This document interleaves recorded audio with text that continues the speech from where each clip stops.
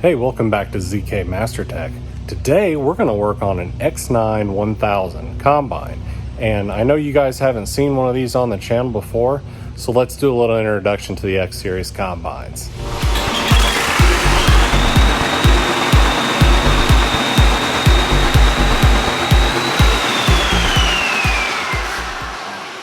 So in the John Deere X series combines, you can have two different models. You got the X9 1000 and you got the X9 1100. So the 1100 is going to have series turbos, and the X9 1000 is going to have a single turbo. It is a John Deere 13.6 liter engine, which is a new engine that Deere has put in these combines. The X9 1000 is rated at 550 horsepower at 1900 RPM. Yeah, 1900, with a peak horsepower of 630 horsepower. Now, if you want to step it up a little more, the 1100 with the series turbos, 13.6 liter, has a rated horsepower of 603 and a peak horsepower of 690 horsepower. Whew. The grain tank is 420 bushel on the 1000. It's 460 bushel on the 1100, and the unload rate for the 1100 is 5.3 bushels per second versus the X9 1000 at 4.6 bushel per second. But comparing that to the 3.8 bushels per second on a 790, that's cooking, and it can unload this grain tank in 1.5 minutes. So minute and a half, done. That's pretty impressive. So this thing, the 1100 and the 1000 both weigh the same. With 330 gallons of fuel in a full tank, this thing weighs in at 59,500 pounds. That's a lot of green iron. Now, when we compare the X9 1100 versus the 790, we have 45% more harvesting capacity across all crop types with no sacrifice in grain quality, all while using 20% less fuel. 20% less fuel. That's nuts. 45% more harvesting capacity. Wow. And you know, I tell you what, I've seen these combines in action for 2 years now, and they're legit.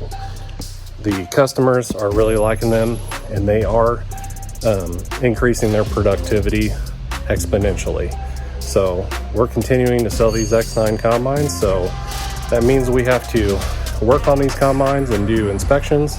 And today we're going to be going into the warranty repairs on this machine, but I'm only going to cover one of the warranty repairs, and we're going to get into a leaking hydro motor on the left rear side. So this combine has four-wheel drive, so it has powered rear axles. One of the wheel motors is leaking, so we're going to replace that wheel motor, and I'm going to show you how it's done. Let's get into it. Okay, so here is the rear drive motor for X9 combine. It's a little different than what I'm used to. This is the first time I've taken one of these motors off of an X9. These combines are under warranty. This one ran for 1 year, so I went through and inspected and tried to get all the warranty stuff fixed on this combine. And this motor started leaking last fall, so we ordered a new one. Took a little while to get it in, but now we've got a motor for it, so I'm going to go ahead and swap it out. I already got the tire off. Very big rear tire. What's different about these compared to an S series is on S series the spindle bolts onto the axle tube, and you just unbolt the spindle and the whole thing comes off. Well, not this one.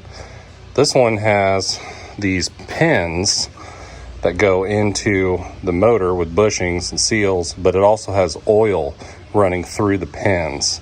So I've already got a couple hydraulic lines off. I already had these off, but I had to put them back on because I had to go do something else, and all I had was those little orange plugs stuck in them, and I was worried about them popping out overnight and leaking out 50 gallons of oil on the ground. So I bolted them back up. So you got to take those two lines off, and then I got all these Allen bolts to take out, and they're one-time use only. Go figure. And then got jack bolt holes here where these bolts actually fit into. So hopefully I can force those down to lift these pins out of the motor, and of course I will support it here with a cherry picker. Motor weighs 410 pounds. Oofda. Also already got the tie rod end off. I had 4 dowels, and the dowels are supposed to stay in the motor. Well, 2 of them stayed in the tie rod end, and I had a heck of a time getting that pried off those dowels. That thing was on there. It was 10-pound sledge and giant pry bars trying to get that thing off. So we're going to have to figure out how we're going to get the dowels out of that tie rod end, because the new motor has 4 dowels in it. So we're going to have to get those out as well. But now I'm going to get these hydraulic hoses off and plugged.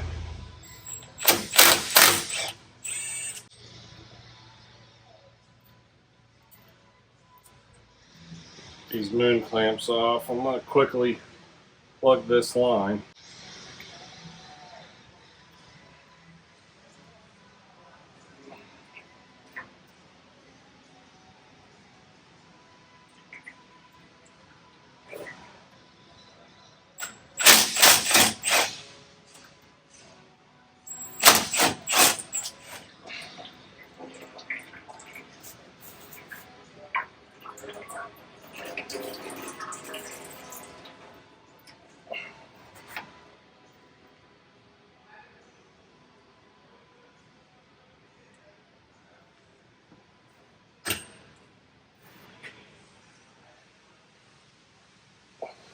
Making a mess already this morning. All right, we're going to break these Allen bolts loose.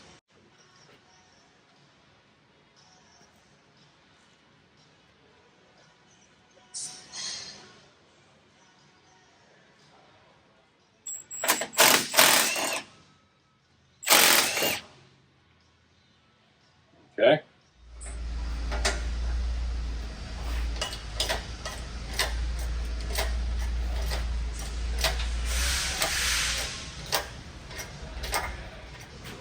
See if we can't get these pins out.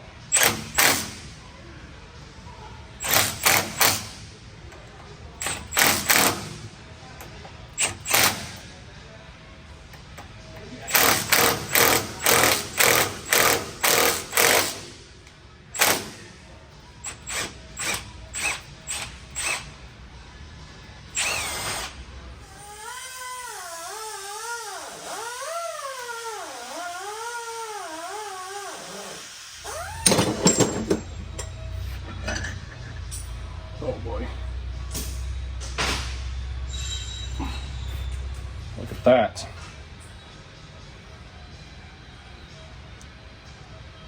Interesting.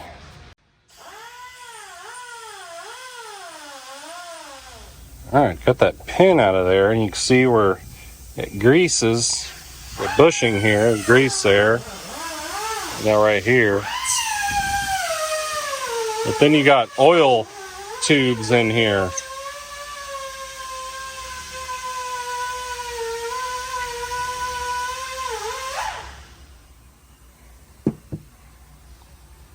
You're being awful noisy this morning, Patty.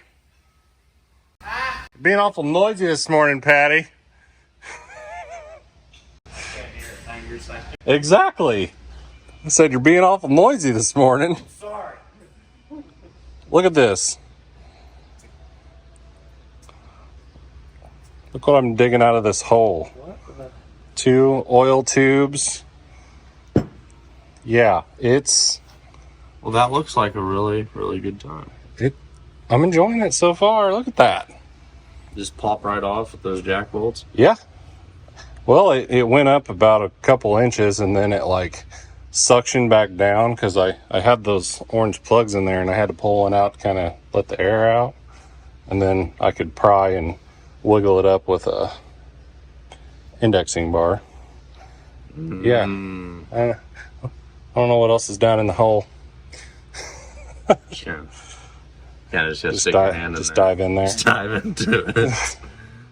Okay, I guess we'll get some jack bolts on this bottom pin. I don't think it has jack bolt holes. It's got holes where the plate for the wheel speed sensor, but know if it'll go all the way through or not.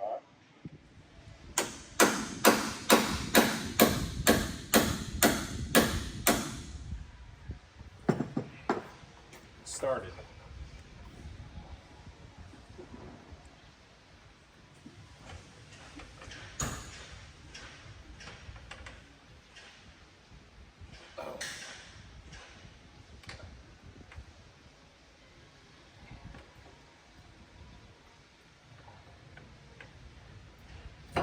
Oh. There you go. Pen number 2. That's got some heft.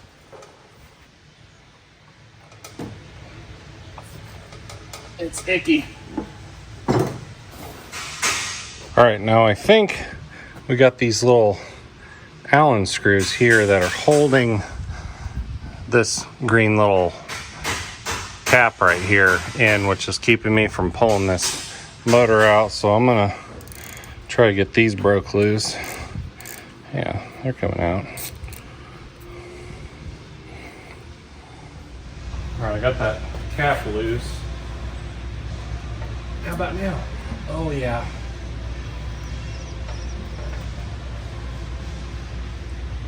Seems like it's being front heavy.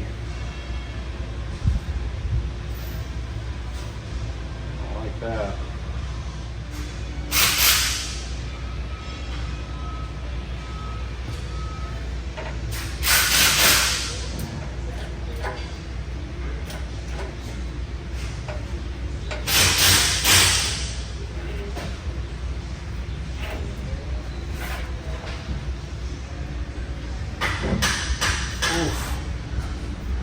Well, that's got the heft.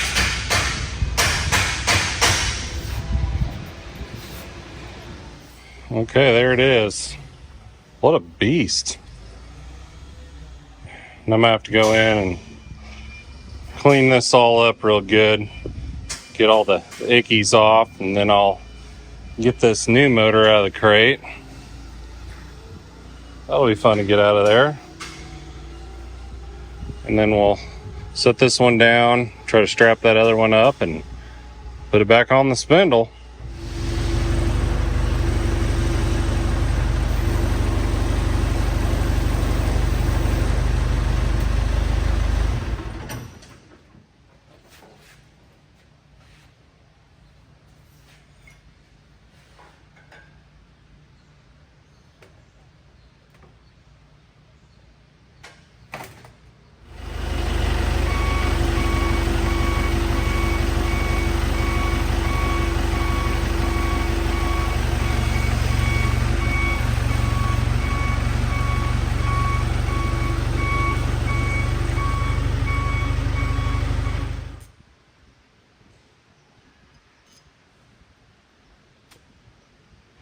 All right, now I'm gonna get these pins cleaned up real good and replace all the seals on this and the oil tubes.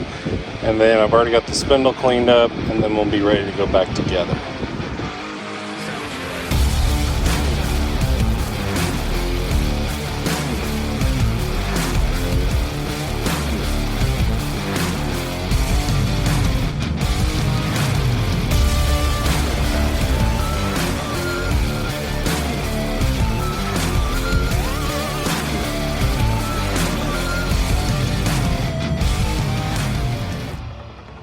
All right, well, I got everything cleaned up, got new seals and everything on that top pin. So I got the new motor hanging. Let's try to get this baby up in there.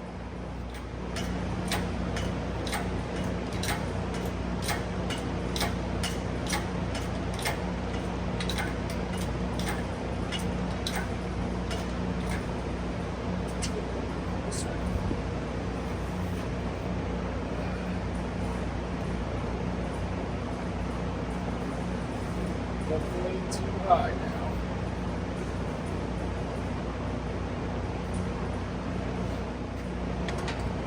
Oh. This is gonna be fun to get the angle just right.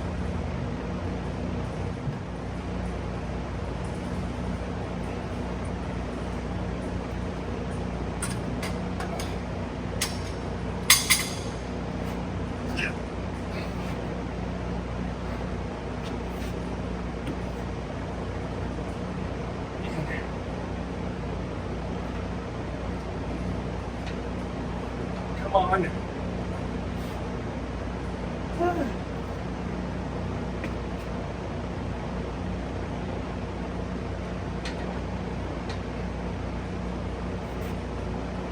Take the pressure off just a little bit.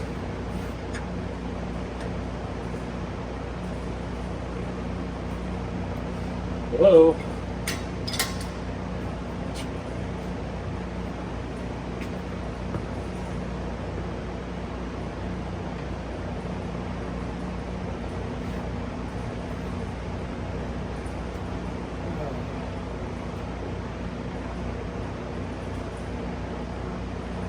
I think I need to try to get that bottom pin in first.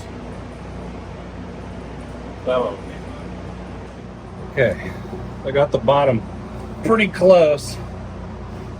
I want to put some anaerobic sealer on this taper here, just a little bit,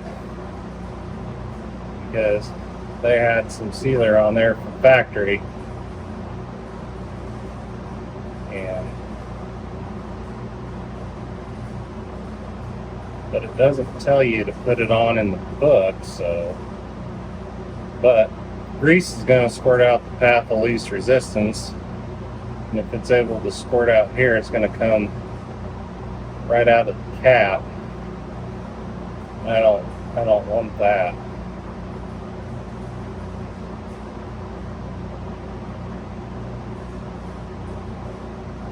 So I'm just going to put a light coat. It won't interfere with anything. All right. Let's see if we can't get this pin in here.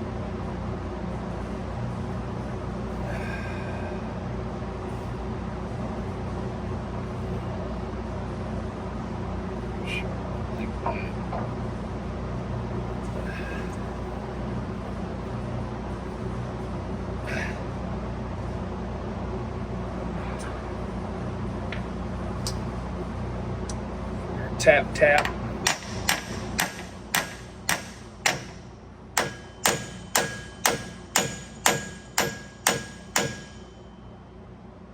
Needs to turn a little.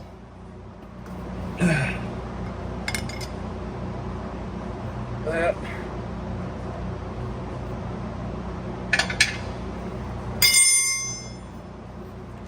See if I can't get a couple bolts in, we'll drive it in.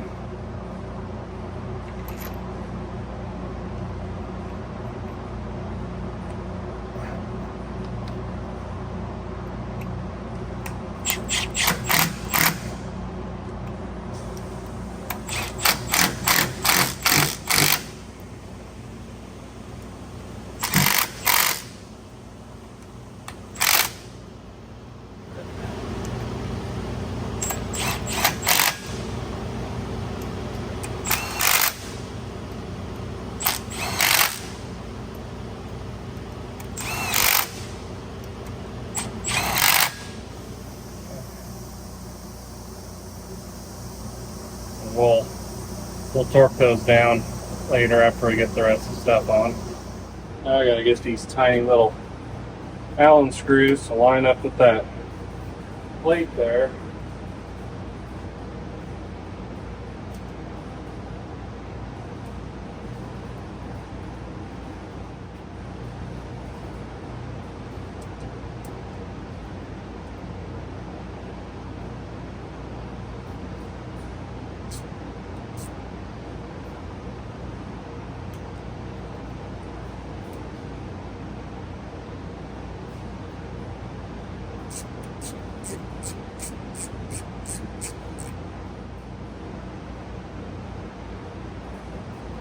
Put the oil tubes down in there.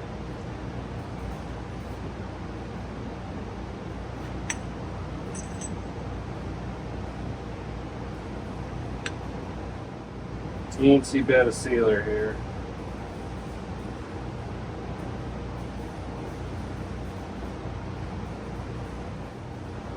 Just a skim coat. Looped up the seals with some oil.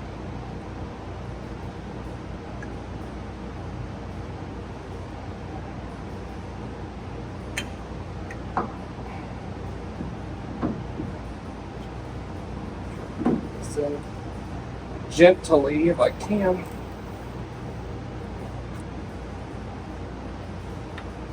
Want to push air out.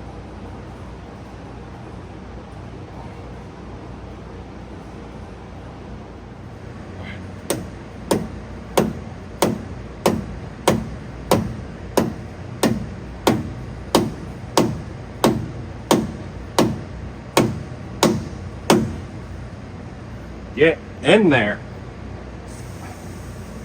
Lord, those seals are tight.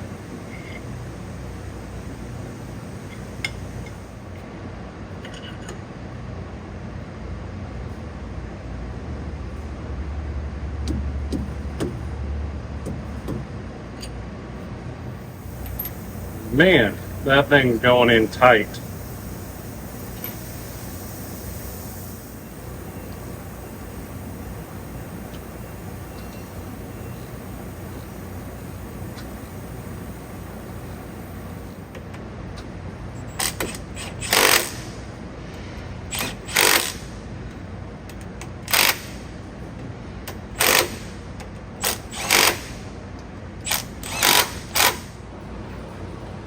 I'm going to torque all these bolts to 74 foot-pounds.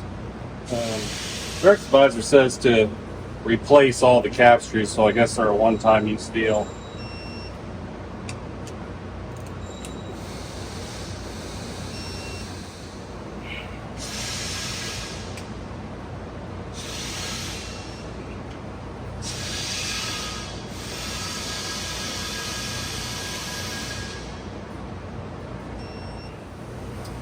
Okay, torqued. Alright, so now I'm going to put all these hydraulic lines on and make an oil mess all over my clean stuff.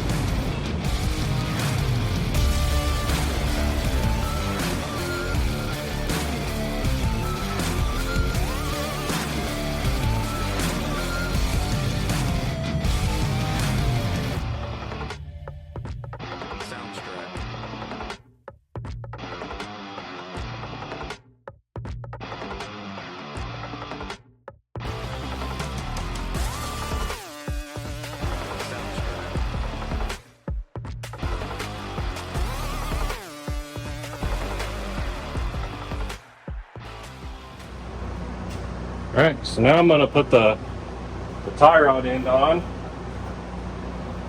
It's got giant Allen bolts that take a 14 millimeter Allen socket, and they're going to torque down to 235 foot-pounds. Needs a tap.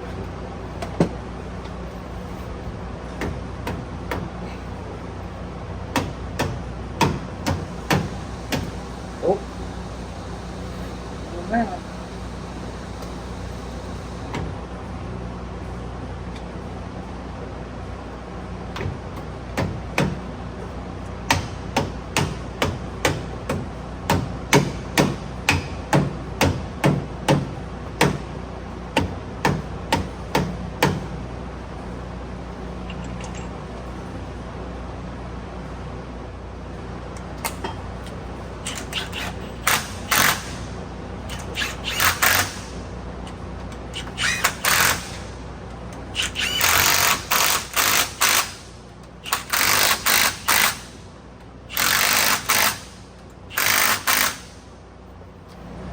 $235.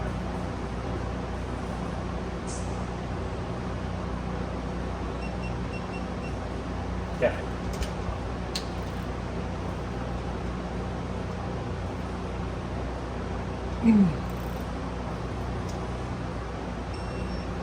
Hey.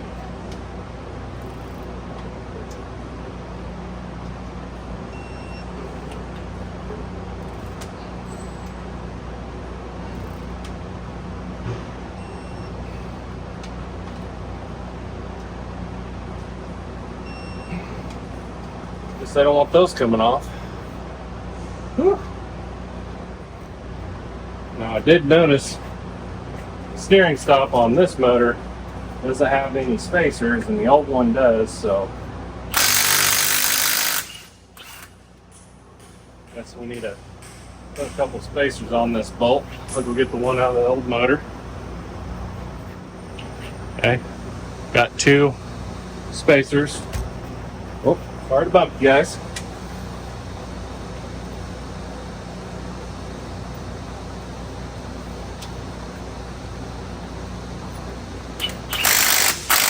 All right, last thing before we put the tire on, I got to get the wheel angle sensor mounted back up in there and the wiring attached, and then I got a little cover to put on there, so I'll put that in real quick. All right, wheel motor is complete. Got the sensor harness ran, sensor in, the cover on at the bottom. That. So now it's time to put that giant tire on.